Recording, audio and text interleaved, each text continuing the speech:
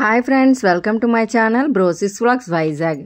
ఈరోజు వీడియోలో అయితే 9 పువ్వులతో మాల అయితే రెడీ చేద్దామని చేస్తున్నాను.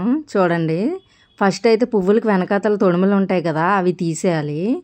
ఈ మాల అయితే నేను చాలాసార్లు చేశాను. చాలా ఈజీ చేయడం. తక్కువ పువ్వులు ఉన్నప్పుడైతే ఇలా ట్రై చేస్తే చాలా బాగుంటుంది. పటాలకైతే నిండుగా ఉంటుంది, దేవుడి ఫోటోలకి చాలా బాగుంటుంది. ఒకసారి ట్రై చేయండి. చూడండి, వెనకాతల తొడుములు తీసేసి కిందది ఉంటుంది కదా, దానికి వీడియోలో చూపిస్తున్న విధంగా చెయ్యాలి.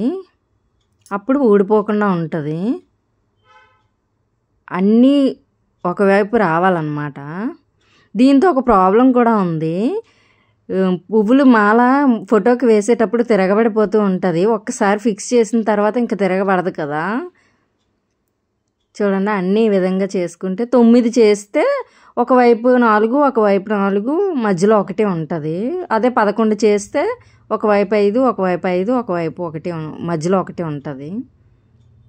అందువల్ల నేను 9 పెట్టాను అన్నమాట.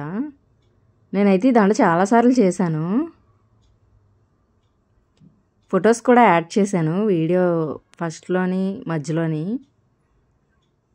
ఇలా అడ్జస్ట్ చేసుకొని నీట్గా అన్నీ ఒకవైపు పెట్టుకొని గంధంతో కుంకుమతో బొట్లు పెట్టుకుంటే ఫోటోకి పెట్టినప్పుడు చాలా అందంగా ఉంటుంది, నిండుగా కూడా ఉంటుంది. తక్కువ పూలతోనే మాల అయితే రెడీ చేసుకోవచ్చు. నేనైతే 2 years బ్యాక్లోనే చేశాను. ఫొటోస్ కొన్ని మిస్ అయ్యాయి. చాలాసార్లు చేశాను ఇలా నేను. ఇలా అయితే మీరు ఒకసారి ట్రై చేయండి, చాలా బాగుంటుంది.